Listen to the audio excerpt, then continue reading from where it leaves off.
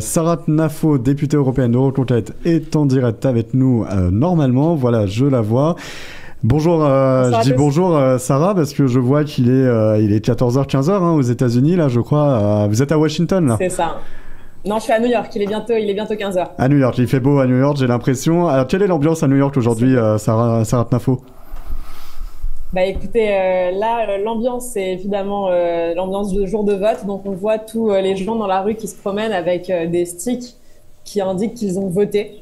Donc, j'ai l'impression que c'est une tradition ici. Quand les gens sortent du bureau de vote, on leur remet ce stick pour montrer aux autres qu'ils ont voté. Ça a aussi comme effet de rappeler à tous ceux qui ne l'ont pas encore fait qu'il faut aller voter. Alors, ce qu'il y a d'amusant, c'est que dans les rues, tout le monde s'arrête en disant « Êtes-vous allé voter ? Il faut aller voter, etc. » Comme vous pouvez l'imaginer, malheureusement, dans les rues de New York, les gens votent pour Kamala Harris et pas forcément pour Donald Trump. En tout cas, ceux qui votent pour Donald Trump sont plus discrets. Vous avez pu en rencontrer des électeurs de Donald Trump à New York? Des électeurs de Donald Trump à New York, oui, et figurez-vous que c'était d'ailleurs des Français de double nationalité. J'ai organisé hier une rencontre à laquelle il y avait plus de 100 Français. La moitié d'entre eux avaient la nationalité américaine et ils s'apprêtaient à voter pour Donald Trump. Mais je pense que vous en avez parlé lors de votre live. Il y a une particularité à ce système américain, c'est que dans les États sont presque prédéterminés. Donc, quand vous habitez à New York et que vous votez pour Donald Trump, vous avez presque le sentiment que votre vote ne va servir à rien. Vous savez que les élus vont finalement revenir aux démocrates et qu'ils vont voter pour Kamala Harris. J'en ai rencontré. Alors, tout à l'heure, la chose amusante, j'ai rencontré un électeur de Kamala Harris. J'ai été dans un bureau de vote pour voir comment ça se passait. C'est intéressant, on y reviendra si vous voulez. Et en sortant du bureau de vote, on croise un vieux monsieur qui nous demande si on est allé voter. Alors, on lui répond qu'on est français. Et là, il nous dit ah bah bravo d'avoir fait front républicain en France, d'avoir respecté le cordon sanitaire. Alors, on rigole en lui disant qu'il ne sait pas sur qui il est tombé. Et là, ce monsieur, je lui dis donc j'imagine que vous votez pour Kamala Harris. Il dit ah, bien sûr, et non seulement je vote, mais je suis militant des démocrates. Et alors là, je lui dis qu'est-ce que vous n'aimez pas chez Donald Trump? Et il dit mais si Donald Trump passe, ce sera la fin de la démocratie. Il va tuer notre pays. Donc je lui dis mais il a déjà été président des États-Unis, il n'a pas tué votre pays. Et il dit non mais maintenant il est beaucoup plus fou qu'il n'était il y a 8 ans. Donc bon, vous voyez le niveau de propagande en réalité, parce que là ce que je vous dis c'est un passant dans la rue. Ce serait pas très intéressant si ce n'était pas ce qu'on entendait sur tous les médias. Oui, sauf sur Frontières. Vous allumez CNN, sauf sur Frontières. J'ai fait une petite vidéo pour le dire et pour vous soutenir. Mais c'est ce que vous entendez sur tous les médias mainstream aujourd'hui. Et donc là, pendant qu'on est en train de parler, pendant que vous faites un live que je crois honnête, vous allumez CNN et vous allez voir en boucle des reportages sur les prétendues ingérences russes, chinoises dans l'élection. Et ils ne parlent que de ça. Donc là, on est le jour du vote. Ils n'ont pas les règles que nous avons en France, c'est-à-dire l'interdiction de faire campagne plus de 24 heures avant. Donc là, ils continuent de faire campagne. Vous avez peut-être aussi entendu Donald Trump qui a fait une déclaration pour dire qu'il était sûr de gagner. Vous verrez jamais un candidat en France dire ça le jour du vote. Mais voilà, la propagande continue, en tout cas de l'autre côté. Alors, on va y revenir. Vous avez abordé beaucoup de sujets. On va vous faire réagir aussi avec nos invités en plateau. Mais une question, Sarah Knafo, parce qu'on a vu sur les réseaux sociaux certaines personnes vous interroger. Pourquoi vous êtes rendu aux États-Unis? Pourquoi ça vous semblait si important? Alors, Sarah Knafo, vous êtes députée européenne de Reconquête. Vous dites patriote. Pourquoi il vous semblait si pertinent d'aller à New York, d'aller à Washington, rencontrer les équipes de Donald Trump, suivre cette élection américaine? Pourquoi c'était si important? À New York, Jordan, pas à Washington. Donc, c'est important en tant que patriote française, justement. Parce que l'élection américaine va avoir des répercussions bien au-delà des frontières des États-Unis. Je pense que ça, vous en êtes parfaitement conscient si vous faites ce live et que vous avez mis tant de moyens pour faire quelque chose d'aussi professionnel. Ça va avoir des répercussions immenses sur notre continent et notamment du point de vue de la défense. Du point de vue de la défense, parce que vous savez qu'une des propositions majeures de Donald Trump, c'est d'arrêter de faire financer par le contribuable américain les efforts de défense qui concernent le continent européen. Et je pense qu'il a raison totalement dans sa philosophie, mais que non seulement c'est pertinent pour le contribuable américain, mais ça va être utile pour nous. Parce que si vous voulez, la France est le pays de l'Europe qui a l'armée la plus puissante, même si malheureusement elle tombe en ruine, c'est l'armée la plus puissante parce que nous avons l'arme atomique. Pour ces raisons, la vocation naturelle de la France aurait été d'être le protecteur de tout le continent européen. C'est exactement ce que voulait le général de Gaulle et c'est pour cela qu'il décide de doter la France de l'arme nucléaire. Seulement, l'Allemagne et le reste des pays européens n'ont pas voulu accepter la domination française en matière de défense et à la place de ça, ils ont choisi les États-Unis comme protecteurs, comme sorte de parapluie, en se disant on n'a pas besoin de financer notre défense puisque de toute façon on aura toujours les États-Unis qui nous protégeront. Et je ne sais pas si vous vous rappelez au tout début des années 60 quand le général de Gaulle veut signer un traité franco-allemand, le traité de l'Élysée, qui justement place la France en position de protéger le continent européen militairement. Vous avez, dans la nuit, on dit qu'il y a eu l'action de Jean Monnet, très européiste, vous savez, très proche des réseaux américains, qui aurait œuvré pour faire ajouter un préambule à ce traité de l'Élysée qui disait, au-delà de la relation franco-allemande, ce qui compte, c'est le lien que nous avons avec l'OTAN et avec les États-Unis. Tout ça pour vous dire que l'Europe s'est un peu endormie, a arrêté de financer elle-même pour sa propre sécurité en se disant que de toute façon, il y aura toujours les milliards de dollars qui tomberont des États-Unis. Donald Trump dit maintenant, ça suffit. On ne va pas payer à votre place. Et pourquoi c'est une bonne nouvelle? C'est une bonne nouvelle en tant que Français parce que nous sommes les plus à même d'investir énormément dans la défense pour pouvoir protéger le reste du continent. J'espère que le gouvernement français saura prendre la mesure de cette opportunité, en tirer toutes les conséquences en termes de financement de nos armées. Et s'il ne le fait pas, dans 3 ans, ce sera à nous de le faire. Alors, Sarah, je voulais juste faire réagir Emmanuel Dupuis parce que je le vois réagir en plateau. Vous êtes d'accord avec Sarah Nafo? Partiellement. Premièrement, parce que les entreprises américaines ont toujours eu en Europe des clients assez conséquents et assez fidèles à cette logique. 73% de l'armement que nous avons en Europe, c'est de l'armement américain. Il faut faire très attention avec l'idée selon laquelle le renforcement de nos budgets de la défense va nous servir à nous. Quand on voit la manière dont les pays européens se sont empressés d'acheter des F-35 américains plutôt que des avions européens, en l'occurrence l'avion franco-allemand que nous sommes péniblement en train de construire. Quand on sait que la plupart des systèmes d'interception de missiles balistiques ne sont pas des systèmes européens, mais des systèmes achetés sur étagère américains, il y a quand même un piège à ce qu'on nous dise qu'il faille renforcer notre défense pour, in fine, continuer à acheter du matériel américain. Et c'est, entre guillemets, ce qui risque de se produire. Dernier point, et je crois que c'est important d'avoir à l'esprit, évidemment, les entreprises de défense américaines ont tout intérêt à trouver des marchés et à consolider des marchés. Et c'est la raison pour laquelle nous, Européens de l'Ouest, sommes peut-être beaucoup moins intéressants que la nouvelle Europe, comme le disait un ancien président américain, un ancien secrétaire d'État américain, quand il évoquait, il faisait la césure entre la nouvelle et l'ancienne Europe, en tout cas celle qui est rentrée dans l'OTAN à partir de 1999 et qui a continuer à permettre l'extension de l'Union européenne. Puis dernier point, mais je crois que c'est important de l'évoquer avec la députée européenne Sarah Knafo, il n'y a pas seulement l'élection américaine du président, il y a l'élection de la Chambre des représentants, les quelques 435. C'est ça, 435 chambres des représentants et un tiers du Sénat. Un tiers du Sénat. Donc ça, c'est très important parce que, comme en France, il risque d'y avoir une cohabitation. Un président qui ne pourra pas forcément avoir ou s'appuyer sur une même majorité dans l'un comme dans l'autre. Donc je crois que c'est important de le rappeler à vos téléspectateurs. Sarah Nafo, vous allez répondre à Emmanuel Dupuis, mais Nicolas Contier, vous vouliez prendre la parole également. C'est juste une spécificité là, sur le système électoral, le scrutin. On élit bien évidemment ce duel entre Kamala Harris et Donald Trump, même s'il y a encore quelques candidats tiers, mais derrière le Sénat, les représentants et d'autres juridictions locales. Ce que ça dit, c'est que quand bien même vous êtes dans une place forte démocrate, et on n'est pas à l'abri d'une bonne surprise qui pourrait basculer chez les Républicains, s'il est important et nécessaire que vous ayez voté, parce que ce qu'on appelle le down ballot, c'est-à-dire les noms qui sont en bas du bulletin, un seul et même bulletin, soit des gens que vous puissiez faire rentrer à la Chambre des représentants.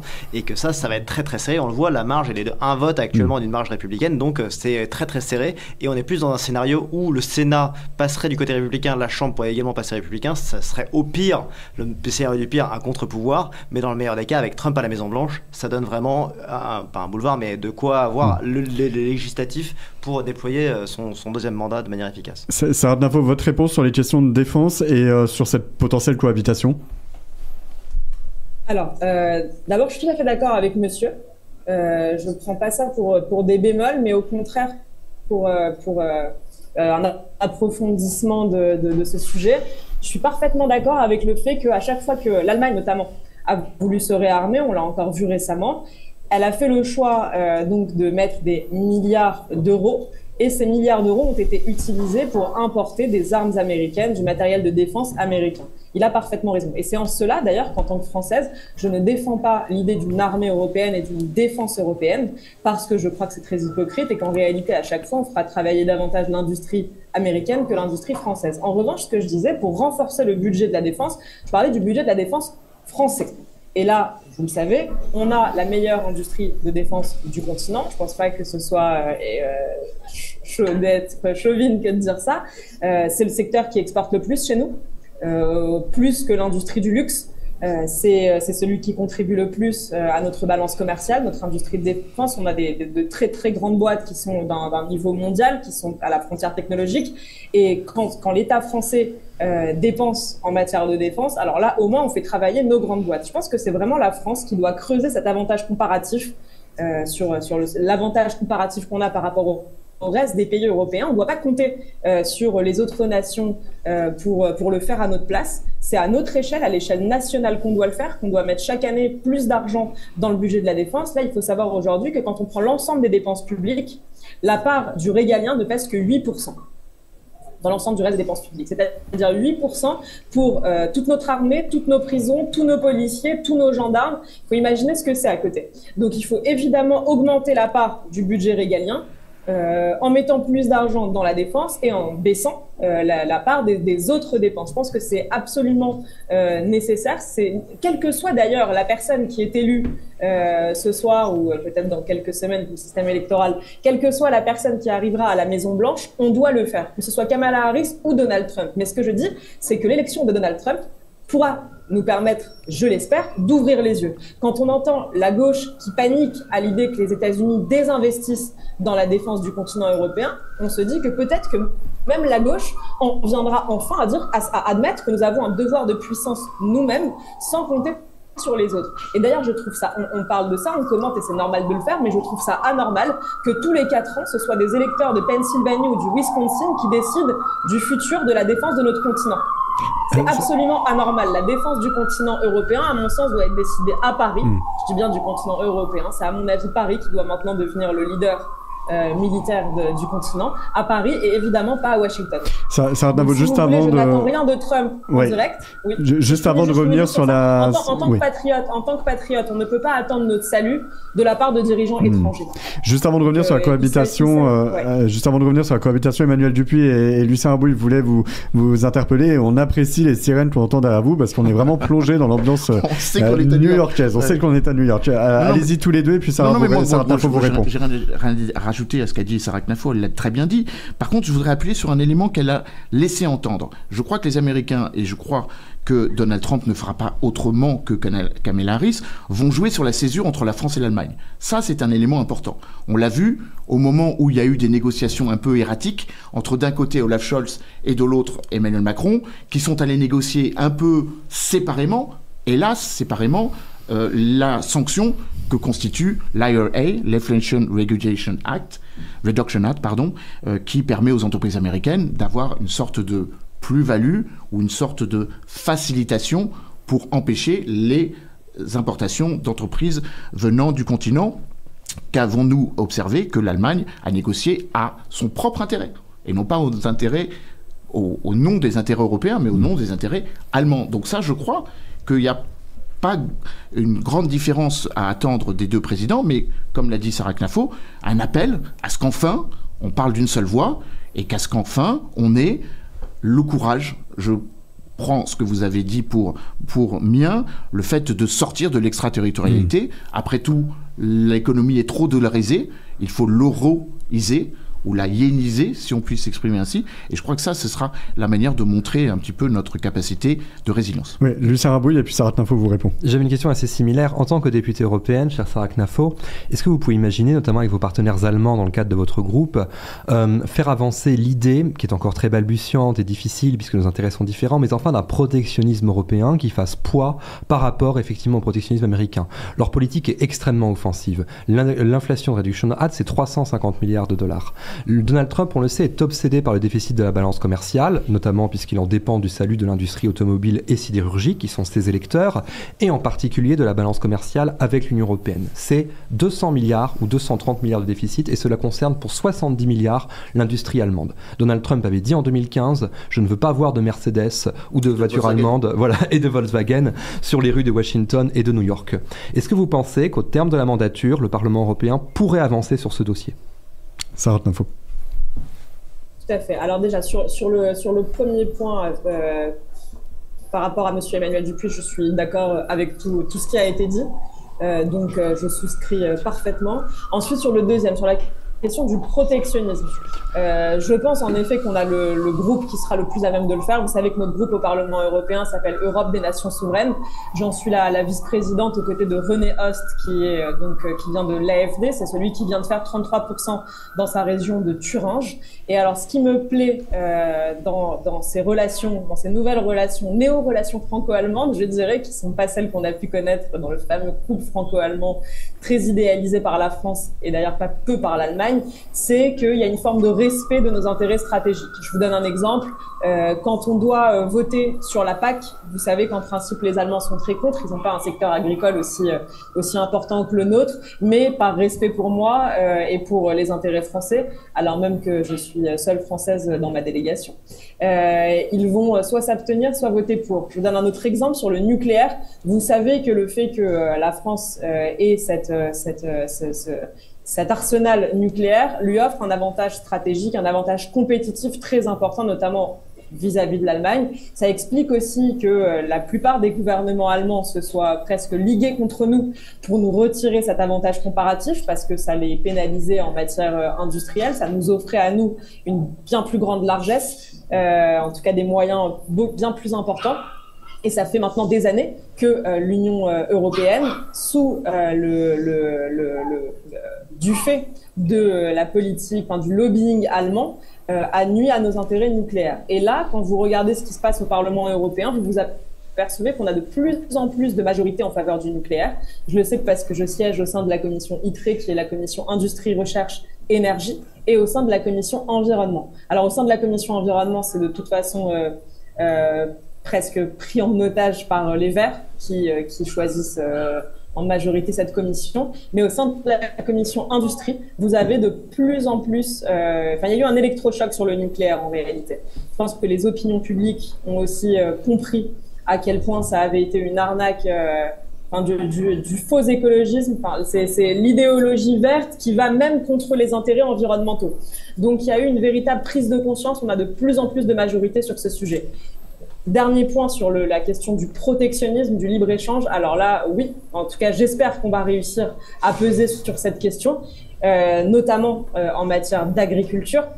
Il y a aussi des enjeux avec les États-Unis. Pourquoi est-ce que je crois que sur ce point aussi, et d'ailleurs pour la même raison et avec la même philosophie, sur ce point aussi, l'élection de Donald Trump pourrait être un électrochoc, pourrait nous ouvrir les yeux. C'est que Donald Trump, contrairement aux autres qui sont tout aussi égoïstes que lui, tous les démocrates, Joe Biden, Kamala Harris, contrairement aux autres, lui assume une forme d'égoïsme national. C'est-à-dire qu'il nous place face à nos responsabilités. En assumant à ce point de dire America First, il nous autorise à dire nous aussi Europe First, France First, surtout. Il nous autorise à le dire parce qu'il est enfin dans une relation claire avec nous. Les autres sont hypocrites. C'est-à-dire qu'en pratique, ils vont agir avec un grand égoïsme national. On connaît les États-Unis, on a parlé de l'extraterritorialité du droit américain. On sait comment ils agissent, quelle que soit la couleur politique. Mais là, au moins, avec Donald Trump, on a quelqu'un de clair. Donc ça va nous forcer, nous aussi, à enfin arrêter d'être les idiots du village global, comme disait Hubert Védrine, et à enfin accepter que même si on est allié avec quelqu'un, allié ne veut pas dire aligné. Et donc on a le droit d'avoir notre politique propre. Si on parle de guerre commerciale, c'est pas un gros mot. On a le droit de mener une guerre commerciale. L'Union européenne, c'est le plus grand marché de consommateurs du monde. Il s'agirait quand même parfois de réussir à se faire respecter en tant que tel, et pas d'être le continent ouvert aux quatre vents quand tous les autres se protègent. Donc peut-être que enfin, avec son élection, s'il est élu, si les Américains font le bon choix, peut-être qu'avec son élection, ça nous permettra enfin d'ouvrir les yeux, d'avoir une relation plus adulte vis-à-vis des États-Unis, moins vassalisé, mais enfin de traiter d'égal à égal. Ouais. Alors Sarah-Navo, c'est passionnant. Je crois qu'on va organiser un débat avec Emmanuel Dupuis chez Frontières à une prochaine occasion. Conversation. Sarah-Navo, vous restez encore juste un instant. Voilà, simplement pour vous dire, pour ceux qui nous rejoignent, il est 21h, il est 15h à New York où se situe Sarah-Navo, députée européenne. Vous êtes 45 000. On a franchi un nouveau cap. 45 000 à nous suivre. Bientôt 50 000. J'ai l'impression qu'on est en train d'obtenir les résultats. On a les résultats de Frontières au fur et à mesure. Là, on a de plus en plus d'auditeurs qui nous rejoignent. Donc, c'est la pré-nuit électorale. On va en direct toute la nuit avec nos équipes, avec Eric Tedner, avec Sarah-Navo qui nous fera régulièrement un point de la situation à New York. Et notre reporter qui est arrivé sur place à Washington, Nicolas Conquier, qui est présent également porte-parole de Trump en France. Donc, 15h à New York. Les Américains sont en train de voter. On vous tiendra informé toute la nuit des résultats en direct de minuit jusqu'à 6h du matin. Un mot justement concrètement sur l'élection. Sarah-Navo, vous avez évoqué de potentielles fraudes. Ça peut arriver. C'est arrivé en 2020. On a l'impression que là, le continent américain s'est davantage préparé cette fois. Est-ce que vous avez eu des échos? Est-ce que vous craignez de potentielles fraudes? Alors moi, je n'avais pas évoqué le sujet, mais on peut en parler. Là, j'étais au meeting de Donald Trump en Pennsylvanie. C'était l'un de ses derniers meetings, c'était avant-hier. Et je dirais que sur 1h30 de discours, il a bien passé la moitié à parler des cas de fraude. Donc, ce qu'il y a d'aberrant pour cette élection, c'est que dans plusieurs États, vous n'avez pas besoin de carte d'identité pour aller voter.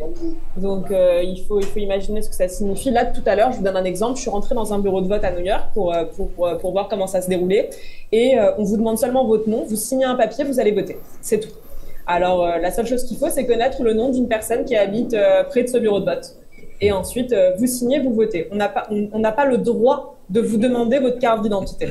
C'est-à-dire qu'il faut imaginer qu'en principe, quand vous sortez dans la rue, vous êtes obligé d'avoir votre carte d'identité, n'importe où, partout. Mais pour voter, non.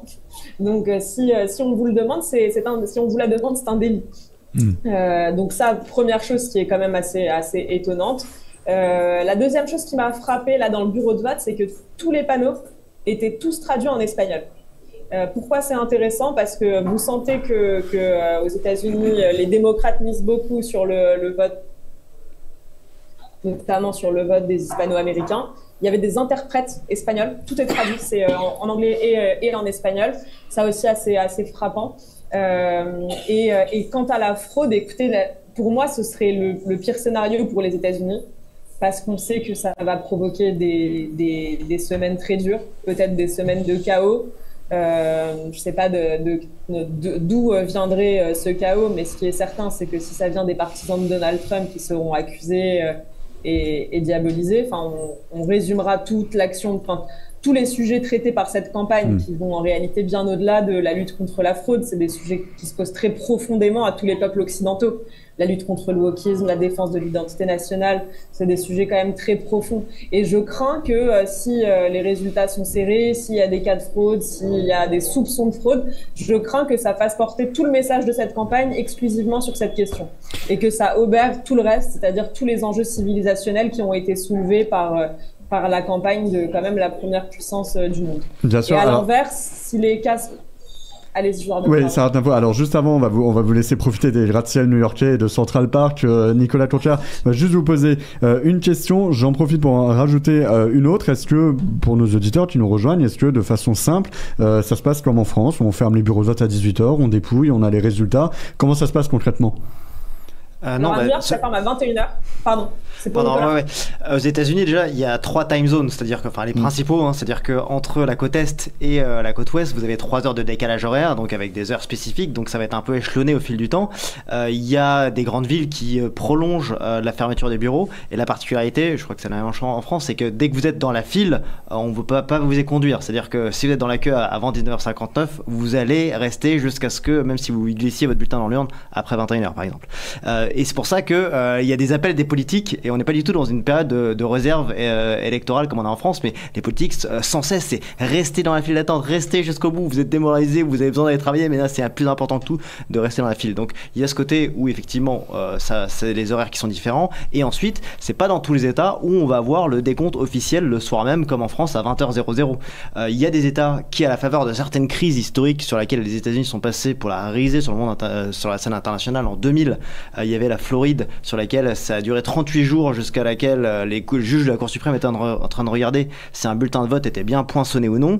À la faveur de cette crise, les démocrates et les républicains de l'État de Floride ont remis le système à plat, et désormais, alors que c'est le 3e État le plus peuplé des États-Unis, ils ont le gagnant de l'État le soir même, parce qu'ils ont fiabilisé leur système. Mais de fait, les standards aux États-Unis, comme on l'a dit, c'est une compétence qui relève de chacun des États, font que il y a des différences dans la manière dont les dépouillements vont avoir lieu et les résultats vont être prononcés. Et malheureusement, et ça aussi pour moi c'est quelque chose qui crée de la défiance, c'est dans les swing states où on voit qu'il n'y a pas des irrégularités, mais qu'on annonce d'ores et déjà que vous aurez le résultat du Wisconsin et de la Pennsylvanie après le jour du résultat officiel. Alors Emmanuel Dupuis, très rapidement, et Sarah Knafo, vous concluez. Oui, 38 jours, 500 voix d'écart en 2000, donc le dernier swing state, alors qu'il y a 20 millions d'habitants, enfin il y avait 20 millions d'habitants à l'époque en Floride, donc des recours pendant 38 jours, qui a effectivement un peu fragilisé un système américain qui n'est pas si parfait que cela. Premièrement parce qu'il y a des recours avant même que le scrutin soit terminé. On est déjà dans la configuration où un certain nombre de candidats prônent, enfin, il y a de la Chambre des représentants notamment, prônent ces recours. Et moi, c'est une vision un petit peu philosophique que je vais vous livrer, parce que on fait du scrutin américain le scrutin absolument le plus démocratique. On se rend compte quand même qu'il est très faillible, et de ce point de vue, l'idée sur laquelle il devrait nous donner des leçons me semble un peu spécieux, si je peux m'exprimer. Alors, Sarah Knafo, pour conclure, et peut-être vous n'allez pas y échapper, j'ai posé cette question à chacun. Votre pronostic à vous qui êtes sur place? Waouh, c'est très dur. Écoutez, on prend toujours ses souhaits pour des réalités. Alors, je vais vous dire Trump, mais la vérité, c'est que je n'en sais rien. Je n'en sais rien. On l'a dit, si tout repose sur 10 000 électeurs de Pennsylvanie, comment est-ce que je pourrais vous donner un pronostic sûr? En réalité, j'en sais rien. Voilà. J'espère pour les États-Unis, pour les Européens et pour les Occidentaux que les Américains choisiront Trump. Mais voilà, ce sont les Américains qui décident. Et nous verrons soit ce soir, soit dans les prochains jours. Merci beaucoup, Sarah Knafo. On vous reprendra sans doute plus tard dans la soirée. Vous continuez de suivre pour nous ces élections américaines, et on vous souhaite de bien profiter de New York et des gratte-ciel. Merci beaucoup. Merci beaucoup. Au revoir.